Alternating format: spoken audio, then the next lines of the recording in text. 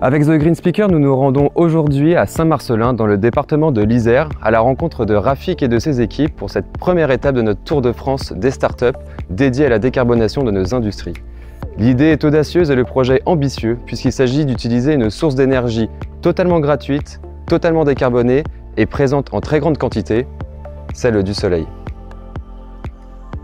Depuis 2020, l'entreprise Heliosand s'est donnée pour mission de réduire considérablement l'empreinte carbone de nos industries en utilisant une technologie d'énergie solaire à concentration.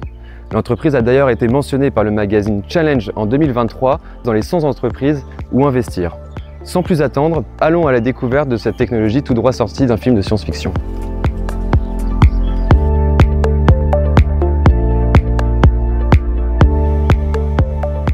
Je suis actuellement avec Geoffrey, cofondateur et CTO d'Heliosand, qui développe cette technologie depuis 2020.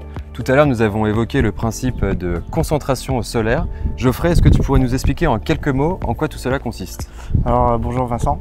Oui, la concentration solaire, je pense qu'on l'a tous déjà expérimenté un jour quand on était plus jeune, quand on jouait avec des loupes, qu'on voulait faire brûler des feuilles, des objets. Le principe, c'est de réunir les rayons du soleil dans un seul point. Et ce point, il peut monter jusqu'à 4000 degrés.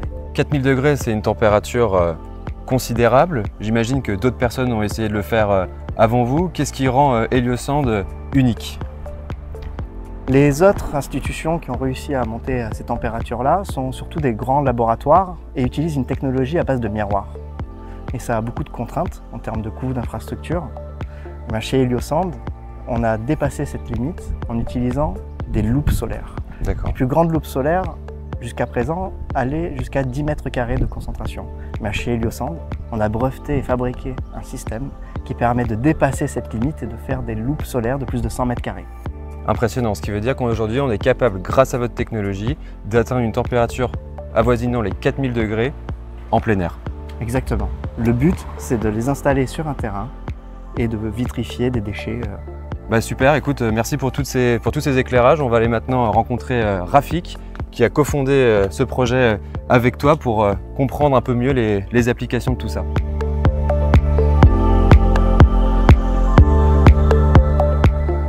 Nous sommes actuellement avec Rafik, cofondateur et CEO d'Heliosand. Merci beaucoup de nous accueillir chez toi et de passer un peu de temps avec moi pour répondre à mes questions. On vient de voir avec Geoffrey comprendre un peu mieux la technologie, mais peut-être avant de commencer et de rentrer dans le vif du sujet, ce qui m'intéressait, c'est de savoir qu'est-ce qui t'a amené à lancer ce projet, pourquoi te lancer dans l'entrepreneuriat? Oui, moi en fait, depuis tout petit, mon rêve c'est d'être inventeur en fait. Ok. J'ai toujours rêvé les machines, j'adore la science-fiction, j'adore... Ce qui m'anime, c'est d'inventer les machines et des trucs comme ça. Et donc je me suis lancé dans une carrière académique.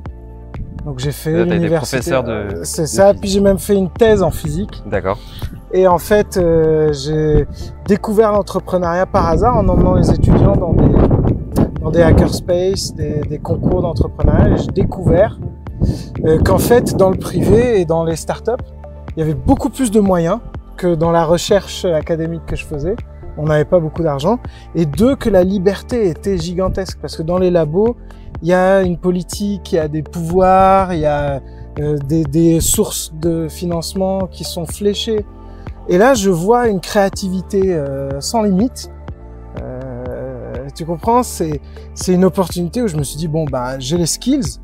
Il suffit que je passe du monde académique au monde privé. Oui, puis je pense que tu viens de dire quelque chose qui est absolument crucial, c'est que ce que Geoffrey nous expliquait tout à l'heure, c'est que Heliosand, vous êtes les premiers à avoir réussi à sortir une technologie comme celle-là en dehors des laboratoires. Ouais. Alors c'est vrai qu'on le disait en introduction, du coup, pour ceux qui ont vu la vidéo longue version, que l'industrie, et notamment l'industrie de la construction, était une des industries les plus compliquées à décarboner, et notamment du fait des matières premières qu'on utilise dedans.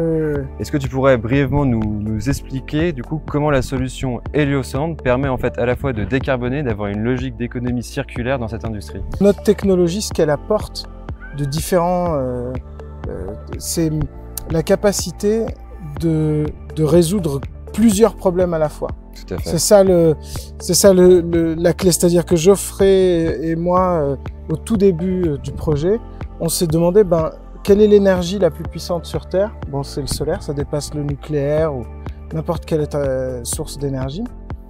Et on s'est dit, cette énergie, à quoi elle pourrait servir le plus? Et donc petit à petit, comme dans une bonne innovation, en faisant un travail par tâtonnement, par questionnement, par hypothèse, petit à petit, les clients sont venus à nous et on a découvert finalement la solution, on a découvert la technologie. Du coup, là, ce qu'on doit comprendre, c'est que vous réutilisez des déchets qui auraient été normalement enfouis. Cette technologie-là vous donc permet de les vitrifier et ensuite, avec cette matière première-là, on peut les réutiliser, notamment, par exemple, pour créer du béton. C'est ça, c'est-à-dire que en entrant, on peut prendre n'importe quel type de déchet. L'énergie pour traiter ce déchet, elle est décarbonée et gratuite puisqu'elle est solaire. Complètement.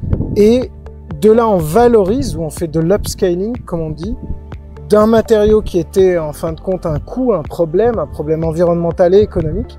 Ça devient une ressource. Et en plus, c'est un matériau qu'on peut revendre comme étant décarboné. Donc on peut venir décarboner l'industrie du béton, l'industrie du verre. Et donc c'est un impact en fait qui est systémique. C'est pas juste une solution à un problème, c'est une vue globale sur les déchets, l'énergie et les matériaux de construction. Génial. Bah écoute, merci Rafik, merci pour tous ces éclairages, puis bravo pour ce magnifique projet Made in France en plus. On est content de voir qu'il y a des personnes comme toi qui se battent pour ce type de sujet. Merci pour tout ce que tu fais et puis bravo à toute l'équipe. On est une équipe, voilà, d'abord on est vraiment un socle, donc je suis pas tout seul, c'est vraiment impossible à faire tout seul. Et en plus tu seras toujours le bienvenu, il n'y a pas de problème. Merci beaucoup, merci Rafik.